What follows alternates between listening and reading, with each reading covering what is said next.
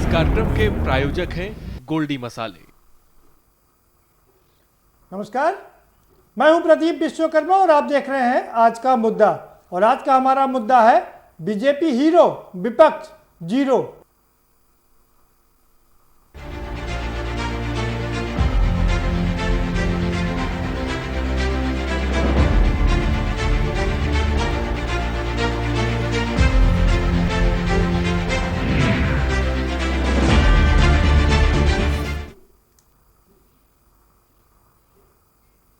जी हाँ, हम बात उत्तर प्रदेश की कर रहे हैं। उत्तर प्रदेश में 7 सीटों पर चुनाव हुआ और सारी पार्टियों ने अपना पूरा दमखम दिखाया। और लेकिन नतीजा क्या रहा? बीजेपी हीरो बनकर के निकल के आई और विपक्षी पार्टियां जीरो हो गई। यह हम ऐसा इसलिए कह रहे हैं क्योंकि एक सीट समाजवादी पार्टी बामुश्किल बचा पाई। उनके जो कैबिनेट मंत्री थे पारसनाथ यादव, उनकी मृत्यु के पश्चात ये सीट खाली हुई थी और उनके बेटे को टिकट दे करके, रिंकू यादव को टिकट दे करके सहानुभूति की लहर में समाजवादी पार्टी ये सीट बचा पाई। बात बहुजन समाज पार्टी की करें तो बहुत कोशिश की थी कि हालांकि वो उपचुनाव लड़ने पर एतबार नहीं करती हैं, लेकिन पिछली 2 बार से वो उपचुनाव लड़ रही हैं। इस बार उन्होंने सोचा था कि शायद कोई करिश्मा हो जाएगा, लेकिन कोई भी करिश्मा नहीं हुआ और उन्हें मायूसी हाथ लगी। 2022 के चुनाव के पहले का ये जो चुनाव था उसमें उन्होंने ताकत आजमाने की कोशिश की, लेकिन कोई फायदा नहीं मिला। बात अगर कांग्रेस की करें तो उन्हें भी मायूसी हाथ लगी है, लेकिन संतोष की बात यह है कि 2 सीटों पर उन्होंने अच्छा परफॉर्म किया है और 2 नंबर पर रही हैं। बात समाजवादी पार्टी की करें तो समाजवादी पार्टी मात्र 1 सीट जीत पाई है, जबकि उनका दावा था कि वो विपक्ष की सबसे बड़ी पार्टी बनकर के उभरेगी और 2022 में सारे विपक्षी पार्टियां उनके बैनर तले चुनाव लड़ करके ये चुनाव जीतेंगे, लेकिन वो भी ऐसा करने में कामयाब नहीं हो पाए। उधर भारतीय जनता पार्टी ने कोरोना काल के बाद हुए इन चुनाव में, जबकि जिस देश की अर्थव्यवस्था एकदम डूब सी रही है, अर्थव्यवस्था खराब है, बेरोजगारी चरम पर है, महंगाई चरम पर है, तमाम दिक्कतों से देश गुजर रहा है, इन सब के बावजूद भारतीय जनता पार्टी ने अपने रणनीतिक कौशल के माध्यम से विपक्ष को मात दे दी है। तो भाजपा हीरो हो गई है और विपक्ष जीरो हो गया है। इसी पर हम चर्चा करेंगे।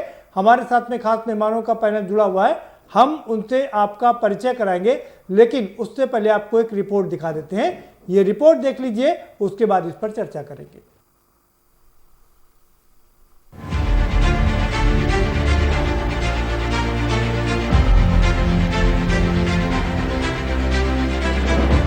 नतीजों से ठीक पहले सपा के राष्ट्रीय अध्यक्ष अखिलेश यादव ने कहा था कि उपचुनाव के नतीजे 2022 के चुनाव की दिशा तय करेंगे। हुआ भी कुछ वैसा ही। जब मंगलवार को नतीजे आए तो विपक्ष महज नुमाइश और खाना पूर्ति बनकर रह गया। नतीजों को समझे तो अगर यही चुनाव की दिशा है तो 2022 में भी विपक्ष की सीट विपक्ष में ही सुरक्षित नजर आ रही है। दलित से लेकर ब्राह्मण वोटों की सियासत को लेकर उपजे विवाद, कानून व्यवस्था पर विपक्ष के आरोपों के बीच 7 में से 6 सीटें जीतकर यह संदेश देने में सफल रही है कि जनता का उन पर भरोसा कायम है। उपचुनाव को आमतौर पर सत्ता का चुनाव माना जाता है, लेकिन 2018 में 3 सीटों पर हुए लोकसभा उपचुनाव में सत्तारूढ़ बीजेपी को मिली करारी हार ने यह मिथ तोड़ दिया था। इसलिए 7 सीटों पर हुए उपचुनाव को लेकर जहां बीजेपी काफी सतर्क थी, वहीं विपक्ष उत्साहित। जिन 7 सीटों पर चुनाव हुए वे west UP, Bundelkhand, central UP और पूर्वांचल समेत प्रदेश के सभी हिस्सों का प्रतिनिधित्व कर रही थी। दूसरे बीजेपी के साथ सपा, बीएसपी और कांग्रेस सहित सभी प्रमुख विपक्षी दल चुनावी मैदान में थे। इसलिए 2022 के आम चुनाव से पहले उपचुनाव को सत्ता के सेमीफाइनल और योगी सरकार के कामकाज की परीक्षा के तौर पर पेश किया जा रहा था। उपचुनाव के नतीजों के महत्व को देखते हुए बीजेपी के शीर्ष नेतृत्व को लेकर आम कार्यकर्ता तक चुनाव में पूरी जी जान लगाए हुए थे। ऐसे में मुश्किल दिख रही तस्वीर को बीजेपी शानदार जीत में पलटने में सफल रही। दूसरी ओर उपचुनाव को 2022 की दिशा बता रहे सपा मुखिया अखिलेश यादव प्रत्याशियों के पक्ष में प्रेस के दिए बयानों तक सीमित रहे। बसपा प्रमुख मायावती भी घर से नहीं निकली। वहीं कांग्रेस के यूपी प्रभारी प्रियंका गांधी ने उपचुनाव भर यूपी का रुख ही नहीं किया। ऐसे में विपक्षी प्रत्याशी अपनी ताकत और मेहनत के भरोसे ही रहे।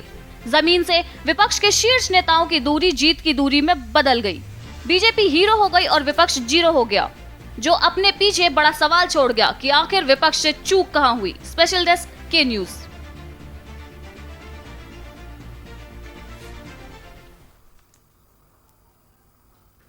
जी हाँ, बीजेपी हीरो बनकर के निकली है और विपक्ष जीरो हो गया है। क्या वाकई ये सच है? इसी पर चर्चा करेंगे। हम अपने मेहमानों से आपको रूबरू करवा देते हैं। कुबेर सिंह जी हमारे साथ में जुड़ चुके हैं, पूर्व विधायक हैं भारतीय जनता पार्टी के। बहुत स्वागत है कुबेर सिंह जी आपका। जावेद साहब हमारे साथ में जुड़ चुके हैं, कांग्रेस के प्रवक्ता हैं, आपका बहुत स्वागत है जावेद जी। हमारे साथ राजनीतिक विश्लेषक के तौर पर प्रोफेसर DR साहू जुड़ चुके हैं, आपका भी बहुत स्वागत है साहू साहब। और अब से कुछ देर बाद एक और खास मेहमान हमसे जुड़ेंगे, जब वो जुड़ेंगे तो हम उनसे आपका परिचय जरूर करवाएंगे। सीधा रुख करेंगे कुबेर सिंह जी का। कुबेर सिंह जी, बीजेपी हीरो विपक्ष जीरो, क्या कहेंगे आप? की नीतियां और उसके साथ साथ माननीय मोदी जी की जो योजनाएं हैं, गरीब लोगों को लाभ मिल रहा है, उसका विपक्ष के वोटर हैं और वो जान करके प्रयास करके रोकना चाहें तब भी बहुत सारे वोट योजनाओं के तहत ऐसे आते हैं, माँ बहन भाई जिन्हें लाभ मिल चुका है वो वोट डाल करके, वो गुप चुप शांतिप्रिय वोट होता है। परिवार वाले चाहें, पार्टी के लोग चाहें, नहीं रोक पा रहे हैं। जो कम से कम 5,000 की रेंज में वोट रहता है वो हमारे हार जीत को ऊपर करने में, कम मार्जिन से जीतने वाली सीटों को पर्याप्त लाभ देता है माननीय मोदी जी की योजनाओं का पूरे देश में। जी जावेद साहब, क्या कहेंगे आप? नहीं, देखिए, हम तो लगातार एक बात कर रहे हैं और चुनाव के पूर्व भी कहते रहे, अब भी कह रहे हैं कि ये भारतीय जनता पार्टी की सरकार जो भी ढिंढोरा चाहे पीट ले। हम पहली बात तो ये है कि विरोध के लिए नकारात्मक राजनीति नहीं करते, जनता से जुड़े मुद्दे उठाते हैं। कहीं ना कहीं कांग्रेस के हम कार्यकर्ताओं के अंदर कमी रही है कि जिसके कारण हम जनता से अभी संवाद और संपर्क उस स्तर पर नहीं बना पाए हैं जिस स्तर की हमें आवश्यकता है। हमारे राष्ट्रीय नेतृत्व में प्रदेश की प्रभारी श्रीमती प्रियंका गांधी जी के निर्देशन और प्रदेश अध्यक्ष अजय कुमार लल्लू के नेतृत्व में कोई कमी नहीं रही है। ये जो निर्देश थे, जिस ढंग से हमें इस चुनाव को लेना चाहिए था, उस ढंग से हम कार्यकर्ताओं से कहीं ना कहीं गलतियां हुई हैं, चूक हुई है। ये पहली बात। दूसरी बात ये है कि आप इस परिणाम को देखिए, 7 सीटों पे उपचुनाव हुआ, 1 सीट पर हमारा पर्चा खारिज हो गया, हम 6 सीटों पर उपचुनाव लड़े और जैसा आपने भी कहा कि 2 सीटों पर हम नंबर 2 थे। पिछले चुनाव की अपेक्षा इस चुनाव में जो हम लगातार संघर्ष कर रहे थे, कोरोना काल से लेकर उसके पूर्व से हम जनता के मुद्दों को जिस तरीके से उठा रहे थे, तो जनता का विश्वास कांग्रेस की तरफ लगातार वापस आया है। गलती हम कार्यकर्ताओं से हुई। 2 सीट पर हम नंबर 2 पर रहे। बुलंदशहर आप देखिए कि जहां पर सपा और RLD का भी गठबंधन लड़ रहा था, वो हमसे भी बहुत पीछे चला गया और कांग्रेस वहां तीसरे नंबर पर रही है। अब विजय की बड़ी बड़ी बातें होती हैं। सच है प्रदीप जी कि जो जीता वही सिकंदर, लेकिन इसी में और भी चीज़ें छिपी हैं। आप जरा जौनपुर का परिणाम देखिए, वो योगी जी का क्षेत्र है, मुख्यमंत्री जी का क्षेत्र है, भारतीय जनता पार्टी वहाँ पर बड़ी लंबी राजनीति कर रही है। आप देखिए कि मल्हनी की सीट पर भारतीय जनता पार्टी मुख्य मुकाबले से बाहर हो गई और मुख्य मुकाबले से ही बाहर नहीं हुई, वहाँ पर उसकी जमानत भी जब्त हो गई है। जहाँ ये स्थितियाँ रही हो और कांग्रेस के पास इन 7 सीटों में हमारे पास कोई सीट नहीं थी। हमारा पिछला प्रदर्शन भी आपके समक्ष था, वर्तमान प्रदर्शन क्या है ये भी आपके समक्ष है। हम संगठनात्मक स्तर पर हम कार्यकर्ताओं को जो काम करना चाहिए था नहीं कर पाए हैं, उसका आत्ममंथन, चिंतन, विश्लेषण लगातार हो रहा है और निश्चित रूप से अपनी कमियों को, गलतियों को हम सुधारेंगे। आदरणीय प्रियंका जी के निर्देश, लल्लू जी के नेतृत्व में हम अपनी उन कमियों को सुधार कर फिर संघर्ष के लिए खड़े होंगे और विजय का वरण उत्तर प्रदेश में कांग्रेस 2022 में करेगी। लेकिन सवाल ये उठा कि आखिर कब तक आप सीखते रहेंगे? 30 साल से ज्यादा उत्तर प्रदेश में हो गए, आपके बाद दोबारा से सच है प्रदीप जी। DR साहू साहब, आपने दोनों लोगों को सुना, क्या कहेंगे आप कि सत्ता पक्ष हीरो, बीजेपी हीरो और विपक्ष जीरो? जी। और 22 में आने वाले समय में हम लोगों को फिर विधानसभा के चुनाव की प्रक्रिया शुरू हो जाएगी। 21 हो गया है, 22 होता है, लेकिन इस चुनाव को देखते हुए हम ये बताना चाहेंगे कि भारतीय जनता पार्टी एक राजनीतिक दल के रूप में राज्यों में तथा केंद्र में भी है, और साथ ही साथ उनकी वर्चस्व अभी भी बरकरार है।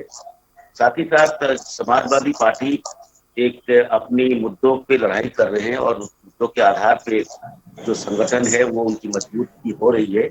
और जहां तक कांग्रेस की बात है, कांग्रेस में एक तरह से ये कहा जा सकता है, ना संगठन है, ना नेतृत्व है, ना उनकी सहभागिता है, ना उनकी विचारधारा की बातों से लोग आकर्षित हो रहे हैं। तो मेरा ये मानना है कि बहुजन समाजवादी पार्टी की बात करें तो वहां पे जो विलय दिख रहा है वो सबको पता है, और मायावती जी जो है उनकी संगठन में जिस तरह से टूट हो रहा है और तरह तरह की जो बिखराव दिख रहा है, मेरा ये मानना है भारतीय जनता पार्टी को एक विपक्ष के रूप में समाजवादी पार्टी को छोड़ के और विभिन्न राजनीतिक दलों में वो बात नहीं है। लेकिन मेरा ये मानना भी है, सरकार भी उनके साथ है, बहुमत में है, बहुत प्रचंड बहुमत में है, और उपचुनाव उनका जीतना स्वाभाविक है। और मेरा और भी एक बात है कि कहीं पे कहीं कांग्रेस ने भी थोड़ी सी बेहतर साबित दिखाने की कोशिश की, समाजवादी पार्टी की थोड़ी सी उनकी परसेंटेज भी बढ़ाती हुई, लेकिन अल्टीमेटली वही है, जीत उनकी तरफ हुई है, और उसमें कोई चौंकाने वाली बात नहीं है। उत्तर प्रदेश जो 2022 के लिए अब हम कहेंगे कि भारतीय जनता पार्टी को के सामने लड़ने के लिए अभी भी जो विभिन्न राजनीतिक दल है उनकी तैयारी और उनकी जो संगठनात्मक ढांचा और उनकी जो मुद्दों पर आधारित कार्य, उसको और बेहतर करना पड़ेगा। नहीं तो 2022 जो है, आपने जैसे कहा हीरो ये है कि पैंडेमिक के समय में, कोरोना काल के समय में भी यदि उत्तर प्रदेश में भारतीय जनता पार्टी को लोग जिता रहे हैं, तो इसमें कहीं ना कहीं एक संगठन और उनकी नेतृत्व और उनकी विचारधारा और उनकी जो संसाधन है, रिसोर्स जिसको हम लोग कहते हैं, ये सब बेहतर है। और जी ये ठीक है, जो अभी भी इसके रूप में जो भूमिका है वो बेहतर करना पड़ेगा, और सब लोगों को अपनी तैयारी करनी पड़ेगी। ठीक है, तभी जाके कुछ होता है। ठीक है, ठीक है साहु साहब, अब बने रहिए हमारे साथ में।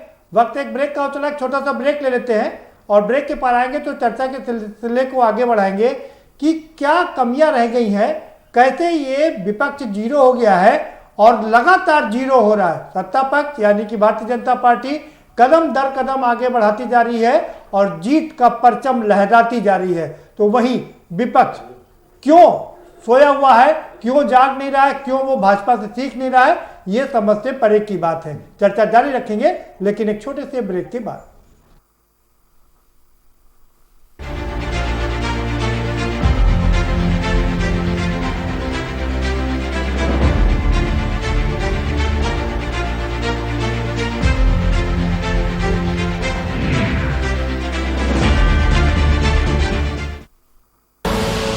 आप देख रहे हैं के न्यूज, खबरों का सारथी। मैं आदित्यनाथ योगी आदित्यनाथ ने 19 मार्च 2017 को उत्तर प्रदेश के मुख्यमंत्री पद की कमान संभाली। गोरखपुर से करीब 11 किलोमीटर दूर पिपराइच रोड पर वनटांगिया गांव शुरू हो जाते हैं। हम लोग के पहले कुछ सुविधा नहीं रहा, के जब से बाबा आए हैं तब से बहुत अच्छा लगा था। वनटांगिया समुदाय के गांव में स्कूल, अस्पताल, बिजली, सड़क, पानी जैसी कोई सुविधा थी ही नहीं। घर हो गए, मकान हो गए, बढ़िया हमन रहे लगली। कभी वीरान पड़े वनटांगियों के गांव में आज रौनक आ गई है। गांव के गांव बिजली से रोशन हो चुके हैं। बच्चे अब स्कूल जा रहे हैं। हम लोग को जब बाबा हुए हैं तो मुख्यमंत्री हुए तो हम लोग को छत मिला है पढ़ने के लिए, हम लोग को बहुत सुविधाएं मिली है। स्वास्थ्य केंद्र में स्वास्थ्य लाभ भी मिल रहा है। यहाँ के लोगों को देखते हैं, चेक करते हैं। डॉक्टर लोग मेडिकल से आते हैं यहाँ पर, ब्लॉक से आते हैं। राजस्व ग्राम बन जाने से अब वनटांगिया गांव में सभी योजनाएं पहुंच रही हैं। हमारे गांव में लाइट सुविधा, गैस की सुविधा, ऊपर से अपना शौचालय सुविधा, सब सुविधाएं मिल रही हैं। राजस्व गांव की मांग इन वनटांगिया गांव के निवासियों की तरफ से की जा रही थी, जिसे योगी सरकार ने पूरा कर प्रदेश के प्रति अपना दायित्व निभाया। मस्त है, बड़े मस्त है, टेस्ट में भी लज्जत है। बावर्ची की सोया बड़ी, बावर्ची न्यूट्री सोया बड़ी और टेस्ट में बड़े मस्त है। आप सभी को गोल्डी मसाले की ओर से हैप्पी दिवाली। गोल्डी मसाले, जहाँ भी जाए रिश्ते बनाए। आप देख रहे हैं के न्यूज, खबरों का सारथी।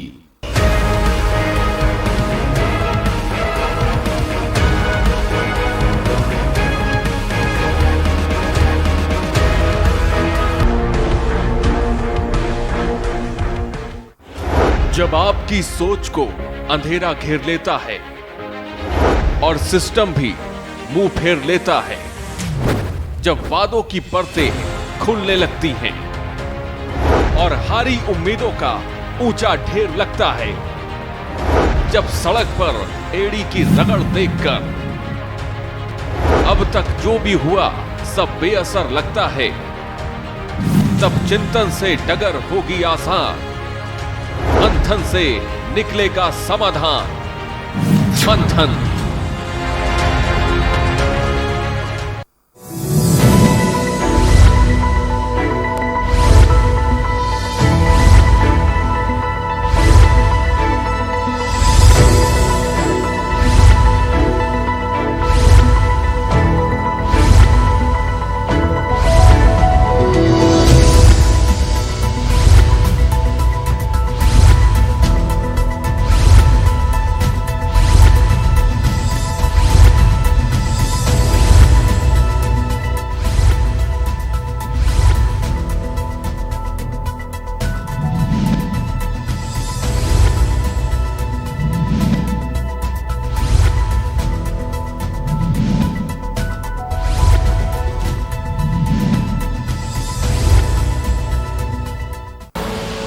आप देख रहे हैं के न्यूज, खबरों का सारथी।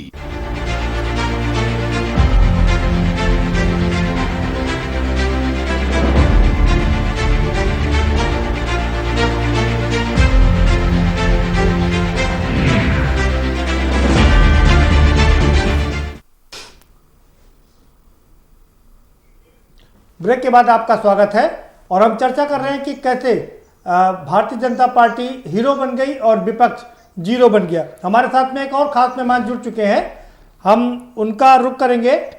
हमारे साथ समाजवादी पार्टी के जगदेव सिंह यादव जुड़ चुके हैं, पूर्व मंत्री हैं। बहुत स्वागत है जगदेव जी आपका। और सबसे पहले आप ही के पास आएंगे कि आप बताइए कि सत्ता पक्ष हीरो और विपक्ष जीरो, क्या कहेंगे आप? जगदेव जी आपको आवाज मिल रही है? तो सबसे पहले अगर आपकी आपको प्रतिक्रिया, आप 7 में से पहले आपकी प्रतिक्रिया, आप 7 में से मात्र 1 सीट जीत पाए।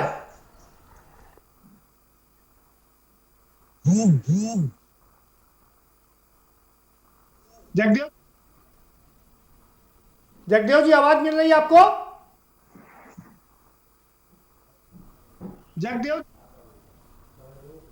जगदेव जी आपको आवाज मिल रही है? आवाज नहीं पहुंच। जावेद साहब, लगता है जगदेव जी तक आवाज नहीं पहुंच। जावेद साहब, समाजवादी पार्टी बड़े ठोक के कह रही थी कि हम सबसे आगे बढ़ेंगे। हालांकि आपसे ये सवाल पूछना बेईमानी होगा, फिर भी क्या लगता है कि विपक्ष को करारा झटका लगा है? नहीं, देखिए, हम कांग्रेस के स्तर पर बात कर सकते हैं जी। समाजवादी पार्टी का क्या स्टैंड था, वो क्या चाहते थे, क्या कर रहे थे, वो तो वही बता पाएंगे। लेकिन निश्चित रूप से ये झटका नहीं है। देखिए, ये झटका नहीं, इस तरीके की परिस्थितियां भारतीय लोकतंत्र में कई अवसरों पर आई हैं। भाई क्या जावेद साहब, आपकी बात पूरी हो गई। कुछ सवाल है, आप लोग क्या किसी दूसरी पार्टी से सीखते नहीं क्या? हम लोग लगातार चर्चा कर रहे हैं, भारतीय जनता पार्टी आप बूथ से लेकर के प्रधानमंत्री तक किसी भी छोटे से छोटे चुनाव में लग जाते हैं। बिहार का चुनाव जीता नहीं कि प्रधानमंत्री जी और अमित शाह ने बंगाल के चुनाव का आह्वान कर दिया। अमित शाह वहां पहुंच चुके हैं, जो मीटिंग भी कराए। आप लोग सोते रहते हैं, चुनाव के एंड वक्त में आप आते हैं 2 महीने पहले और उसके बाद गायब हो जाते हैं। नहीं देखिए, ये जो आपने कही इस बात, ये भारतीय जनता पार्टी की अपनी शैली। अभी आप देख रहे थे कि मोदी जी किस तरीके से मिथ्या प्रलाप, झूठ, उनका झूठ, दरअसल वो इतने मदारी लोग हैं कि उनका झूठ जो है वो बड़ा सफल हो। झूठ प्रदीप जी बात सुनिए, मैं बड़ा तथ्यात्मक आपसे 30 सेकंड में कह रहा हूं जी। अभी वो बड़ा तेज नारा लगा रहे थे वोकल फॉर लोकल, लेकिन आप परिस्थितियां देखिए कि लोकल फॉर वोकल की बात करने वालों ने, हाँ, इस देश के प्रथम गृह मंत्री सरदार पटेल जी की मूर्ति चाइना से बनाई। मेक इन इंडिया की बात करने वालों ने इस कोरोना काल में 7 करोड़ मोबाइल हैंडसेट चाइना से आयात किए। ये क्या सरकार की मंशा के बिना आ गया?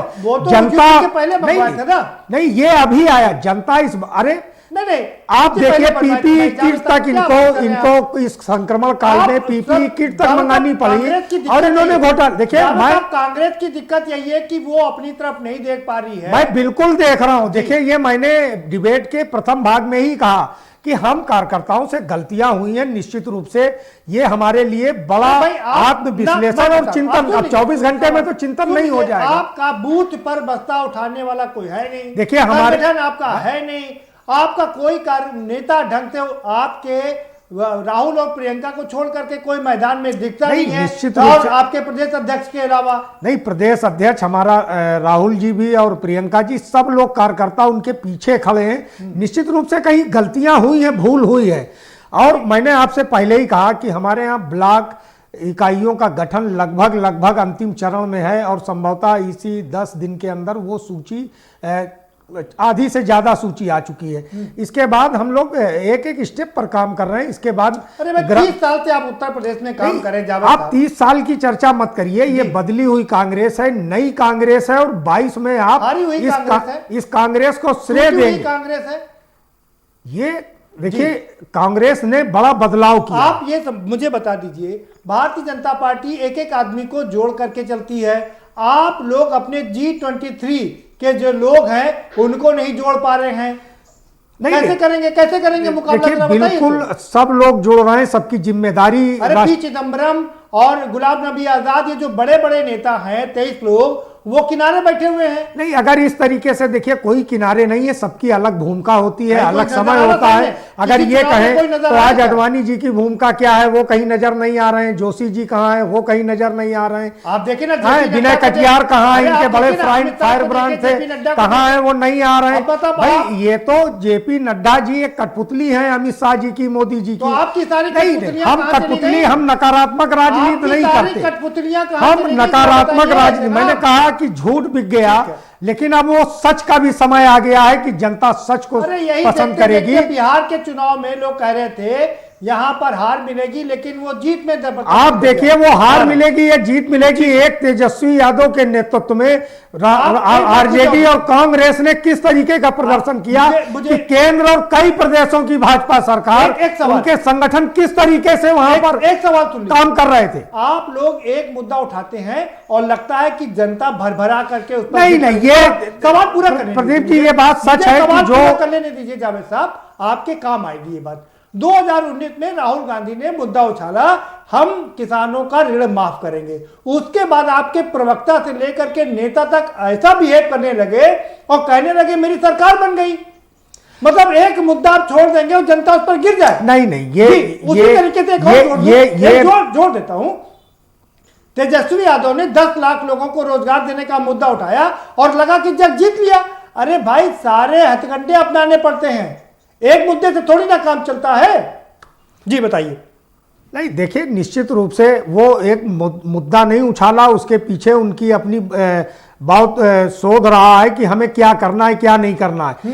वो सच है कि कहीं पर चूक हुई, कौन डिलीवर नहीं कर पाया, कौन कार्यकर्ता से कहां पर चूक हुई, किस उम्मीदवार से कहां पर चूक हुई, ये चुनाव परिणाम आने के बाद प्रदीप भाई हमसे अच्छा आप समझते हैं कि ये आत्म विश्लेषण पार्टी में आप बेहतर समझते हैं, उसको मेरा काम तो सिर्फ बताना है। बिल्कुल सच है कि आपकी बात से हम सहमत हैं और कांग्रेस उस रास्ते पर है कि हम अपने संगठन को बहुत बूथ स्तर तक मजबूत करने की दिशा में आगे बढ़ रहे हैं। बिना बूथ जीते चुनाव को नहीं जीता जा सकता है, ये हम इस बात को स्वीकार कर रहे हैं। ठीक है जगदेव सिंह जी, आपको आवाज अगर मिल रही हो, आपकी पहली प्रतिक्रिया, आप तो चले थे चौबे बनने, दुबे बन के लौट आए।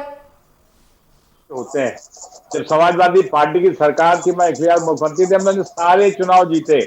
ये तो पिछले बार समाजवादी पार्टी ने मुख्यमंत्री को गोरखपुर हरा दिया। पिछले 2018 का चुनाव आप भूल गए क्या, जब आप लोगों ने गोरखपुर में और इलाहाबाद में मात दे दिया था? चुनाव जीते, लेकिन ये इस बार जो परिस्थितियां रही हैं वो हम दूसरी स्थिति रही है। और मैं समझता हूँ एक चुनाव हमारी, एक सीट हमारी थी, वो हमने रिगेन की है।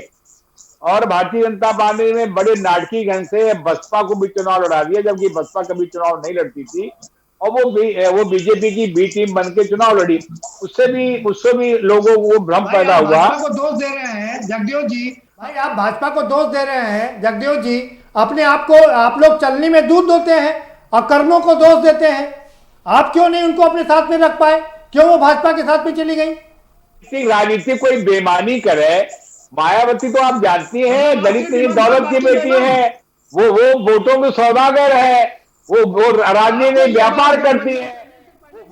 आपको ये बात गठबंधन करने से पहले नहीं पता थी जगदेव सिंह जी? आपको ये बात गठबंधन करने से पहले पता नहीं थी कि वो वोटों की सौदागर हैं? दगाबाजी की, बेईमानी की, वो भरोसे की है ही नहीं। जनता में उनका कुछ राय नहीं, वजूद नहीं है। हमने जीरो से हीरो बना दिया। अरे मैं क्या कह रहा हूं, आपने उनके साथ गठबंधन करके चुनाव लड़ा, आपको चुनाव के पहले नहीं पता चला था, गठबंधन के पहले नहीं पता चला था कि वो चुनाव की वो सौदागर है वोटों की? माननीय अखिलेश जी से कहा था, मैं मध्य बिहारी से प्रभावित था, वहां भी उन्होंने सारी सीटें बेच ली थी। हमने क्यों भरोसा करते हो? असल में ये था कि एक बार हम लोग सेकुलर फोर्सेस को इकट्ठा करके हम कुछ ताकत बना सकते हैं। वो राजनीति भूल हुई। मायावती तो जीरो थी, कुछ खत्म हो गई, सारे लोग भग रहे थे। आज भी आप देख रहे हैं 8 विधायक हमने के सच्चाई जैसे लोगों को। आप जगदेव जी कांग्रेस नहीं सोई है, कांग्रेस ने मुख्य विपक्ष की भूमिका उत्तर प्रदेश में अदा की। सो आप रहे थे, आपके नेता जो है लंदन घूम रहे थे, आपके तो कार्यालय का ताला भी नहीं खुल रहा था। विपक्ष अपने आपस में ही लड़ गया। जगदेव जी मुझे एक चीज की जानकारी आपसे समझना है, आप मुझे बता दीजिए, आपने राष्ट्रीय लोकदल के साथ मिलकर के चुनाव लड़ा, राष्ट्रीय लोकदल बुलंदशहर में उसको एक सीट दिया और आपकी पोजीशन पता, आपको आरएलडी की पोजीशन क्या थी? वहां पर 5वें नंबर पर थी। जाट और मुस्लिमों का वहां पर गढ़ है, वहां भारतीय जनता पार्टी जीती है चुनाव। तो मैं कभी किसी जमाने में आरएलडी का प्रदेश रहा हूँ, राष्ट्रीय महासचिव रहा हूँ। वो आरएलडी जो चौधरी अजीत सिंह बनाई थी, अब हमारे जो नए आए हैं जयंत चौधरी उसको मेंटेन नहीं कर पा रहे हैं, दुर्भाग्यपूर्ण है। और एक भरोसा किया कि हम चाहते हैं कि सेकुलर फोर्सेस हैं जो चौधरी चरण सिंह का पुराना। जगदेव जी आप कह रहे यंग है, वो उसको मेंटेन नहीं कर पा रहे। सुन लीजिए, सवाल सुनिए। आजाद समाज पार्टी, जो नई आजाद समाज पार्टी हुई है, वो वहां पर 3रे नंबर पर आ गई। आपके लिए भी खतरे की घंटी है। जैसे MIM के असदुद्दीन ओवैसी बिहार में महागठबंधन को चितर बितर कर दिए हैं, वैसे ही आजाद भारतीय पार्टी भी यहाँ पर आ गई है। ओवैसी तो जानते हो ये पैसे भी बिकने वाले लोग हैं। तो आपको किसने रोका है 3 तिकड़म की राजनीति करने से? भारतीय जनता पार्टी किया था। वहां कोसने की जगह अपने आप को देखिए। भाजपा को मत कोसिए। अगर वो उनकी रणनीतिक कौशल है तो उनको कोसते क्यों हैं? इसका मतलब आपका रणनीतिक कौशल बेकार है। आप सबको समेट कर नहीं चल पा रहे हैं, घर को परिवार को ही नहीं समेट पा रहे। लोग बहुत है, जब मायावती बिकाऊ है, मायावती है। भारतीय जनता पार्टी सबको समेट कर चल रही है। और आप अपने परिवार को ही नहीं समेट पा रहे हैं, कैसे बनेंगे विपक्ष की बड़ी पार्टी? बताइए। क्या हमने यहाँ 2017 में राहुल गांधी साल लेके भारी नुकसान किया? अरे अखिलेश यादव को क्या लगा कि बस अब सारा विपक्ष उनके साथ में हो गया है और वो अब दोबारा किंग बन गए हैं, 2022 में वो किंग बन जाएंगे, मुख्यमंत्री बन जाएंगे? देखिए, परिस्थितियां बदलती रही, लोग सीख रहेंगे, अभी समय है, समय रहते हम सारी स्थिति को अध्ययन करके एक बढ़िया कीमत में 2022 में फुर्सत नहीं है उनके पास में किसी से मिलने की जी, समेटने की तो बात छोड़ दीजिए, परिवार को नहीं समेट पा रहे हैं, फुर्सत नहीं है उनको किसी से मिलने की, ट्विटर बॉय हो गए हैं, कैसे समेटेंगे जरा बताइए, क्या पता करेंगे जी?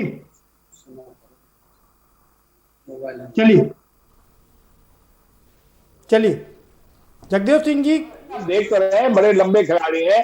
आज भारतीय जनता पार्टी, क्या आप कह सकते हैं लोकतांत्रिक जो व्यवस्थाएं है उसको पालन कर रही है, ध्वस्त कर रही है, लोकतांत्रिक चरमरा गई है, एक तानाशाही अघोषित इमरजेंसी की तरह से काम हो रहा है।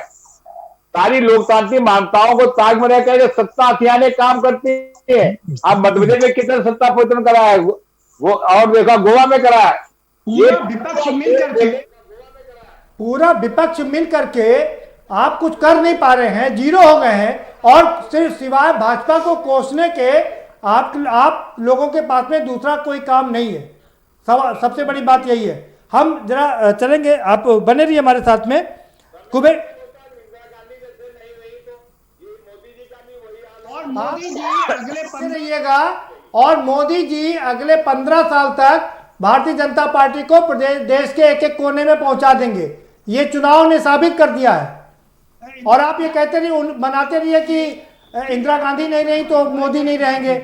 ठीक है, आप बने रहिए हमारे साथ में, आएंगे आपके पास में। कुबेर सिंह जी, क्या ठीक है कुबेर सिंह जी, क्या विपक्ष मुगालते में है कि जैसे इंदिरा गांधी का समय नहीं रहा वैसे मोदी जी का समय नहीं रहेगा, और ये बैठे रहेंगे और आप इसी तरह चुनाव दर चुनाव जीतते रहेंगे, यही होता रहेगा? नेता देगा, भाजपा के पास नेताओं की कमी नहीं है, ये इंतजार करते रहे, पार्टी हमारी आगे बढ़ती रहे, इनको हम शुभकामनाएं देते हैं दीपावली की और इन भावनाओं के लिए कि ऐसा मौका देखते रहे और इंतजार करते रहे जी। चलिए डीआर साहू साहब, क्या लगता है कि विपक्ष, डीआर साहू साहब क्या लगता है कि विपक्ष के पास में कुछ है नहीं, सिर्फ सत्ता यानी कि भारतीय जनता पार्टी को क्रिटिसाइज करने के अलावा उनके पास में कुछ भी हथियार नहीं है जिससे कि वो खड़े हो सके? क्या मैं गलत कह रहा हूँ?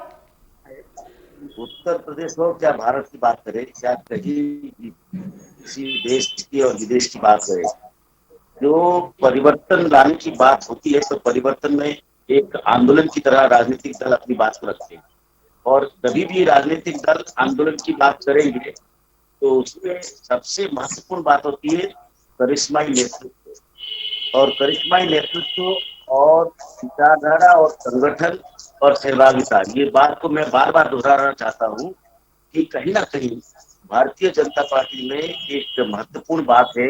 आप उसकी पृष्ठभूमि देखिए, और एक जमाने में भारतीय जनता पार्टी के बारे में सत्ता दिशा में दिक्कत हो रही, आज एक करिश्माई नेतृत्व रूप में मोदी जी जो प्रधानमंत्री के रूप में है, और उनकी छवि और उनकी जो एक सफल देश में मोदी जी और देश में मोदी जी और प्रदेश में योगी जी है, ये इनको एक तरह से हम कहते हैं इसको वैल्यू एडिशन, और उसके साथ साथ रिसोर्सेस या संसाधन है, और एक सबसे महत्वपूर्ण बात होती है जो एस्पिरेशन ऑफ द पीपल, लोगों की आशाएं और आकांक्षाएं, और उस आशाएं और आकांक्षाओं के आधार पे कभी क्या होता है जब भी कोई नेतृत्व की संकट आती है, तब जब भी कोई विचारधारा में परिवर्तन आता है तो उसमें क्या होता है। ठीक है साहू साहब, ठीक है साहू साहब, जल्दी से ये बता दीजिए, आपको विपक्ष का कोई नेता ऐसा दिख रहा है जो खड़ा होता हुआ नजर आ रहा हो?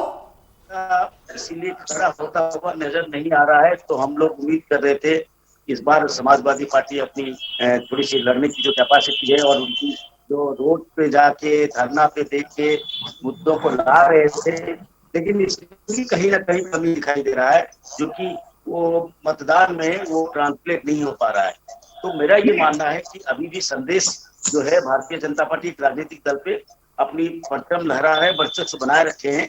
इसकी केवल वजह है विपक्ष दलों का। बता दीजिए साहब जरा मुझे ये बता दीजिए 2012 में समाजवादी पार्टी को की बहुमत की सरकार बनी थी, उसमें क्या अखिलेश यादव का योगदान था कि मुलायम सिंह यादव का योगदान था? क्या अखिलेश को लगता है कि उन्होंने सरकार बनाई थी, उनकी मेहनत पर सरकार बनी थी और आइंदा भी वो सरकार बना लेंगे? इसको अलग समय पे देखना पड़ेगा।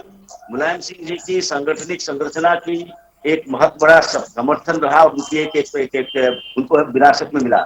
दूसरी बात है कि जब अखिलेश जी सरकार में आए थे, उसमें यूथ और युवाएं खासतौर पे उनका एक एस्पिरेशन को बढ़ाया था।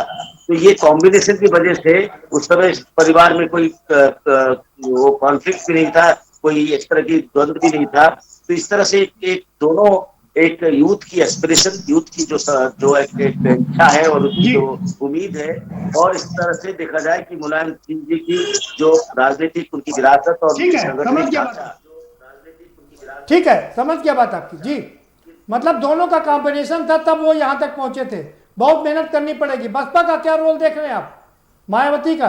जी अभी भी देख रहा हूँ कि अभी उनको अपनी जो एक जातिगत समीकरण और एक दलित की महिला के रूप में जो उनको एक राजनीतिक नेतृत्व की एक कांशीराम जी की पृष्ठभूमि और कांशीराम जी की वजह से मिला था, और उसको उन्होंने काफी अच्छी तरह से उसको अगुवाई किया था और आगे भी बढ़ाया था।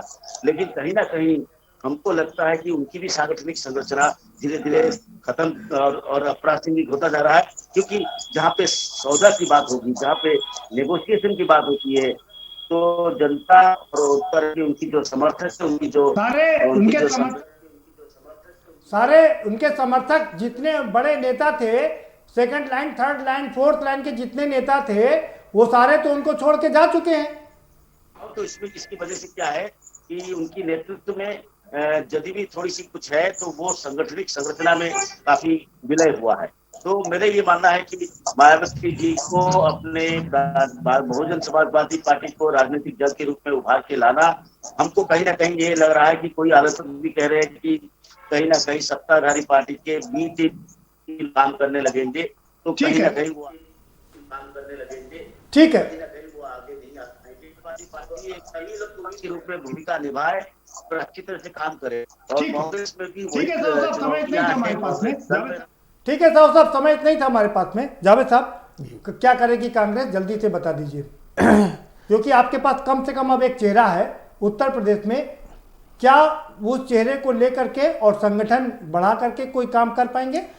नहीं प्रदीप जी, हमने पहले भी कहा कि संगठन का काम हमारे यहाँ चालू था और वो अंतिम चरण में है करीब करीब, लेकिन इस उपचुनाव के परिणाम के बाद हम अपनी रणनीति में भी आवश्यक जो भी होगा वो परिवर्तन भी करेंगे, अपने आधार को बढ़ाएंगे। हम संवाद, संपर्क और समन्वय पर हमारा फोकस ज़्यादा होगा, और हमारे हम कार्यकर्ता एक एक आदमी के घर पहुँचे, डोर टू डोर अपनी विचार को, अपनी बातों को, अपनी चीज़ों को हम वहाँ तक डिलीवर करें, इस पर हम ज़्यादा फोकस करेंगे। और निश्चित रूप से इसका कांग्रेस को पूरी तरीके से लाभ मिलेगा और हम 22 की सत्ता के प्रबल दावेदार भी बनेंगे। ठीक है, जगदेव सिंह जी, फाइनल कमेंट आपका, क्या करेंगे आप यहाँ से आगे?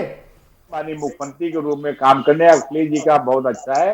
कुछ संगठनात्मक समस्याएं हैं जो नेताजी के अनुसरण करके हम उसको ठीक करेंगे, और हम इस जो हमारी गलतियां हुई उनसे सीख ले करके भविष्य में हम निश्चित रूप से देखते हैं कि सही सारे स्थिति को ठीक करके, और 2022 में जो स्थिति बनेगी वो देख लीजिएगा, क्योंकि जनता उब चुकी है और ये उपचुनाव है, उपचुनाव सत्ता पक्ष के होते हैं।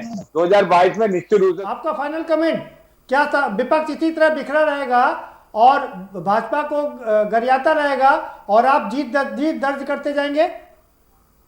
संगठन को मजबूत करके निश्चित रूप से समाजवादी पार्टी कामयाब होगी और दोबारा अखिलेश यादव मुख्यमंत्री बने। सब देख रहे हैं। समय रहते सिंह जी तक भी आवाज नहीं पहुंच पा रही है। संगठन को मजबूत कर कुछ तकनीकी जावेद साहब आपका फाइनल जावेद साहब आपका फाइनल कमेंट क्या कहेंगे आप? हेलो, लड़ाई के लिए 2022 की लड़ाई के लिए जो संगठन में आवश्यक फेरबदल होगा, राष्ट्रीय नेतृत्व के निर्देश पर वो भी होगा। उत्तर प्रदेश के अंदर किस किस तरीके की आवश्यकताएं हैं उस पर भी फोकस होगा, और जनता के बीच में हम जैसे हैं उससे भी अधिक सक्रियता के साथ हम जाएंगे। हम नकारात्मक विरोध की राजनीति में विश्वास नहीं करते, हम सर्वसमावेशी और सकारात्मक राजनीति की दिशा में जिस तरीके से कांग्रेस काम करती रही उत्तर प्रदेश में और अधिक ताकत के साथ काम करेगी। बहुत शुक्रिया आप सभी मेहमानों का, बहुत शुक्रिया इस चर्चा में शामिल होने के लिए। तो एक और जहां सत्ता पक्ष है भारतीय जनता पार्टी है, वो अपने मजबूत संगठन और प्रशासनिक रण कौशल के आधार पर जीत दर्ज करती जा रही है, और विपक्ष अपने में ही खोया हुआ है। वो सिर्फ भारतीय जनता पार्टी को क्रिटिसाइज करने में, आलोचना करने में लगा हुआ है और अपने ओर नहीं देख पा रहा है। ये सिलसिला पिछले 6 साल से लगातार जारी है, और बिहार के चुनाव ने दिखा दिया है कि अगर विपक्ष अभी भी सचेत नहीं हुआ तो ये दुर्गति उनकी यूं ही चलती रहेगी। फिलहाल इस कार्यक्रम में इतना ही। आप हमें दीजिए इजाजत, और बाकी खबरों के लिए देखते रहिए के न्यूज़ इंडिया।